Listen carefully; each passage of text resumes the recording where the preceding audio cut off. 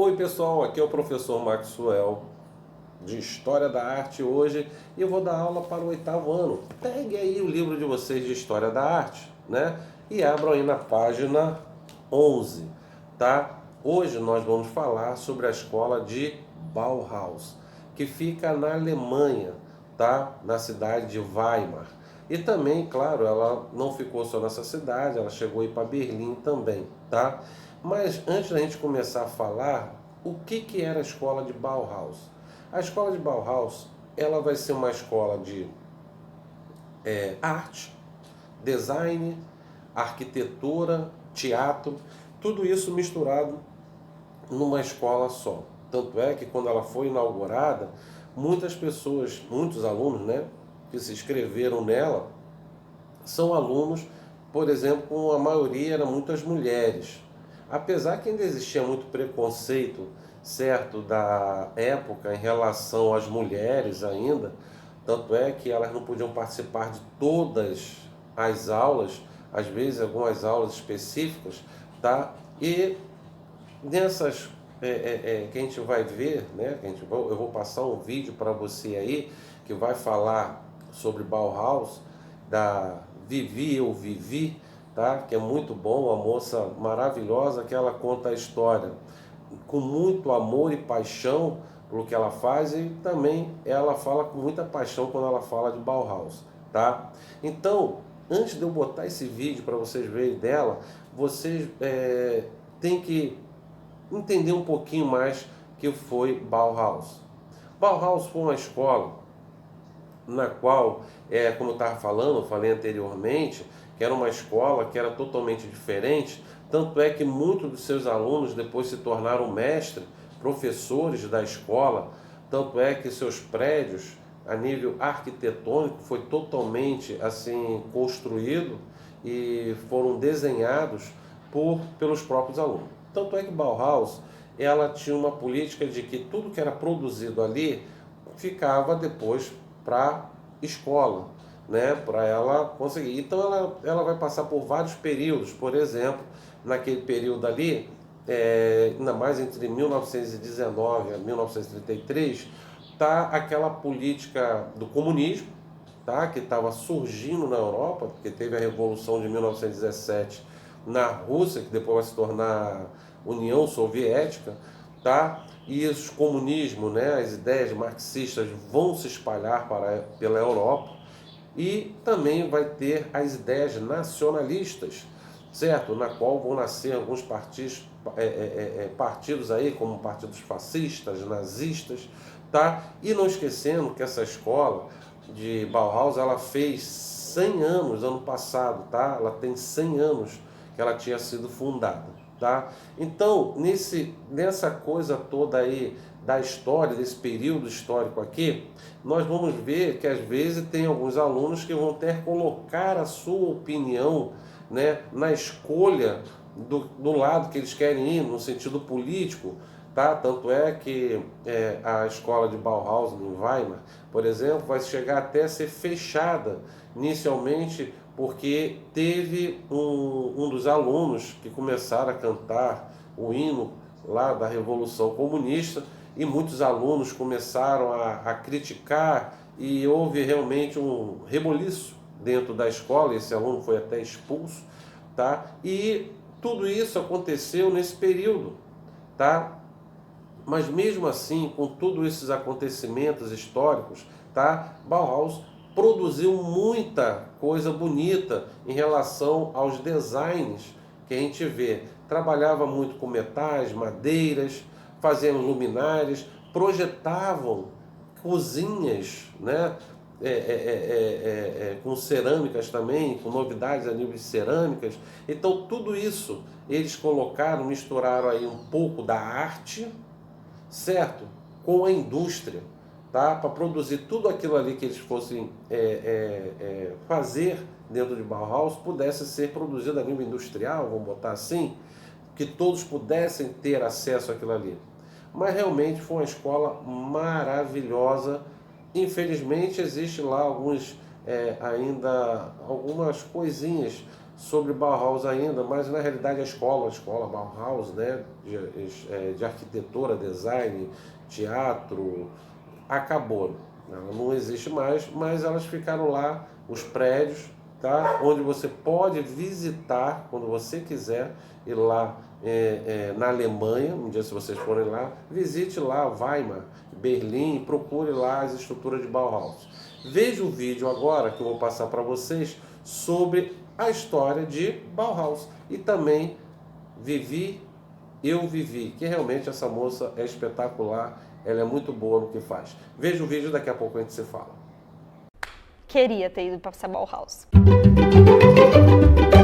Olá, meus amores, o vídeo de hoje é sobre a Bauhaus, uma escola de arte, design e arquitetura super vanguarda, fundada na Alemanha há 100 anos. Algumas peças produzidas na Bauhaus são muito celebradas até hoje e a escola influenciou e ainda influencia designers, arquitetos e artistas do mundo todo. Bom, e pra gente começar a falar sobre a escola, 100 anos atrás, né, 1919, como é que estava o mundo? A Europa no século XIX passou por várias mudanças na estrutura social por conta da Revolução Industrial. A população urbana cresce e as cidades precisam buscar maneiras para funcionar. As construções e deslocamentos no espaço precisam ser pensados. Ao mesmo tempo, a classe operária vive em condições desumanas de trabalho com o sistema produtivo da indústria. O inglês William Morris é um dos opositores a esse sistema. Ele funda o movimento Arts and Crafts, que defendia o artesanato criativo como alternativa à mecanização e produção em massa. Seguindo esse modelo da Inglaterra, a Alemanha também abre oficinas de artesanato que produziam utensílios e móveis em metal. Mas ao contrário da Inglaterra, eles não rejeitavam o uso de máquinas para produção e no final do século XIX, eles eram a nação líder da indústria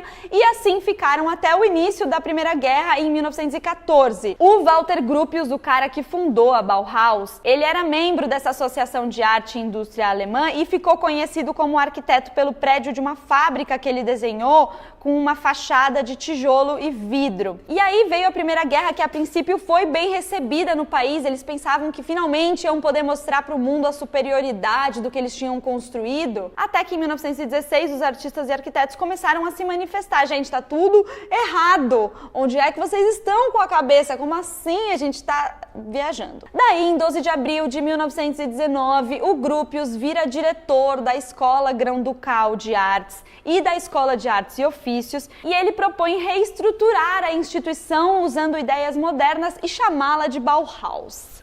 No manifesto Bauhaus ele diz: vamos juntos criar as novas construções do futuro, que serão tudo em uma forma, arquitetura e escultura e pintura. E o programa de aulas colocava as atividades manuais como base para a educação de artes. Não tinha mais esse muro entre artista e artesão. Cerca de 150 alunos logo se matricularam e quase metade eram mulheres. As aulas eram dadas não por professores, mas por mestres, e os alunos eram chamados de aprendizes e eles podiam evoluir para jovens mestres. A escola era democrática, a colaboração e a pesquisa conjuntas eram muito importantes. O urbanismo era central para eles, porque construindo a cidade se constrói a sociedade. E todos os aspectos visuais da cidade são considerados na Bauhaus: os edifícios, os móveis, os objetos, a publicidade. E desde cedo a Bauhaus comprava os designs dos alunos para uso comercial no futuro. E eles empregavam os alunos também, assim eles podiam passar mais tempo na escola, não precisavam ir trabalhar fora e continuavam ali produzindo. Então era assim, cada mestre cuidava de uma oficina. O Paul Klee e o Kandinsky foram professores na Bauhaus, por exemplo. O Joseph Albers também, ele entrou como aluno e virou professor. E tinha umas oficinas muito legais. Tinha a oficina de metal, onde foram produzidos porta-copos, infusores de chá, jogos completos de chá e as famosas luminárias de mesa da Bauhaus. Tinha a oficina de mobiliário, onde o Marcel Breuer produziu bastante e depois até comandou a oficina. Lá ele desenvolveu, por exemplo, os mobiliários de aço tubular, como as cadeiras Vasily. Tinha a oficina de tecelagem, que era a com maior número de mulheres. Até abril de 1925, tinha um inventário de 183 itens de tecido que a Bauhaus comprou os direitos. Mas não era fácil para as mulheres a vida na Bauhaus. O próprio Walter Gropius impôs que a seleção para as mulheres deveria ser mais rigorosa e tinha algumas oficinas que elas nem podiam participar. Algumas das poucas mulheres que conseguiram superar esses obstáculos e produziram bastante na Bauhaus foram Marianne Brandt, Marguerite Friedlander e Alma Bucher. Mas essas 3 mulheres vão ganhar um vídeo só delas. Tinha uma oficina de cerâmica onde eles produziram um conjunto de recipientes de armazenamentos projetados para a cozinha da Casa Experimental Bauhaus e que estavam entre os primeiros produtos de barro a serem manufaturados industrialmente. Tinha a oficina de teatro, que era assim sem precedentes, nenhuma outra escola tinha. O Oscar Schlemmer cuidava da oficina de teatro e ele faz com os alunos o balé triádico. O balé triádico não era propriamente um balé, mas uma combinação de figurino, dança, pantomima e música. Era uma dança de 3 partes com 3 sequências que iam de um clima mais de brincadeira para um mais sério. E aí no meio do caminho tinham 12 bailarinos que faziam uma sequência amarela, depois uma rosa, depois uma preta. O Oscar Schlemmer desenvolveu uma série de danças da Bauhaus que incluía a dança espaço, a forma, o gesto, a haste, o aro, a dança da sociedade mascarada e a dança das mulheres. Eles até fizeram uma turnê de sucesso em 1929. No teatro da Bauhaus, o veículo de expressão não é o corpo, mas o figurino, que o corpo se adapta como se fosse uma concha. Outros espetáculos foram montados pelos próprios alunos, como o cabaré mecânico e o homem no painel de controle. E sempre tinham festas na Bauhaus. Tinha a noite literária, tinha a festa da lanterna, tinha a festa de Natal, a festa do solstício.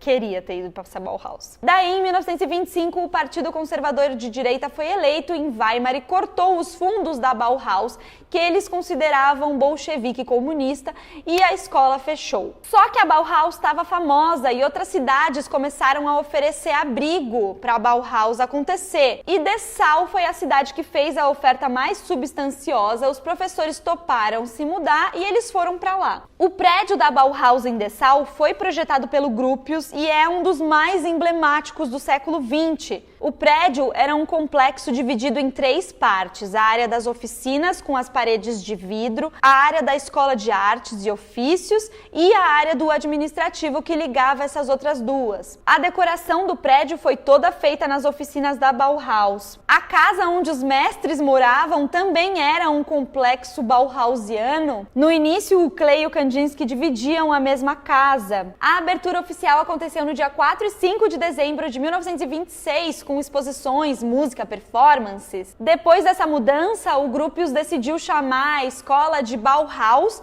Instituto de Design. Os aprendizes viraram alunos e os mestres professores, como em escolas de arte tradicionais. A programação de aulas mudou, o foco maior passou a ser a arquitetura. Também foi lançado o jornal oficial da Bauhaus e eles não usavam letra maiúscula. No final das publicações vinha escrito: "Nós usamos somente letras minúsculas para economizar tempo. Além disso, por que ter 2 alfabetos quando um é suficiente? Por que escrever letra maiúscula se não podemos falá-las?" Em 1928, o Gropius se demite da Bauhaus. Ele disse que agora que a Bauhaus estava estabelecida, ele queria se dedicar mais à construção, e todo mundo ficou muito chocado. O Hans Mayer, que cuidava do departamento de arquitetura, foi indicado como seu sucessor. Ele fez mudanças na escola e os ideais de cooperativa tiveram prioridade. E acabou que os alunos se dividiram em um grupo que apoiava o comunismo e o outro que não. Durante uma festa de carnaval, um aluno cantou o hino comunista, outros alunos não gostaram, daí um aluno comunista foi expulso, daí saiu no jornal que a Bauhaus não gostava do comunismo, e aí gerou várias discussões na escola. O Mayer mesmo disse que era marxista. Daí, depois de tantas outras confusões, o prefeito da cidade queria demitir ele, mas ele acabou renunciando. O seu sucessor foi Ludwig Mies van der Rohe, que era um arquiteto reconhecido. E o Hans Mayer, que cuidava do departamento de arquitetura, foi indicado como seu sucessor. E como muitos alunos tinham ficado revoltados com a saída do Mayer, o Mies, junto do prefeito, teve uma postura mais autoritária, fechou a escola para reabrir na sequência. Os alunos alunos tiveram que se rematricular sob novas regras. E o diretor agora tinha maiores poderes, não tinha mais o conselho de professores e nem de alunos. Atividades políticas de qualquer forma foram proibidas, até fumar foi proibido. Uma mudança importante foi que os alunos não podiam mais produzir nas oficinas da escola, eles tinham só que produzir os modelos industriais. Os subsídios financeiros foram cortados drasticamente, eles tiveram que aumentar as matrículas e os valores dos licenciamentos para conseguir sobreviver. E os alunos que se mobilizassem contra essas medidas eram expulsos, teve um que até foi preso. É nesse momento que a história da arte encontra a história do mundo e a Bauhaus se vê diante ao nazismo. Rolou a crise econômica de 29, o Partido Nacional Socialista ganhou muitas cadeiras no parlamento e os nazistas de Dessau mandaram fechar a Bauhaus marxista. O Mies van der Rohe continuou a Bauhaus em Berlim como um instituto independente de ensino e pesquisa,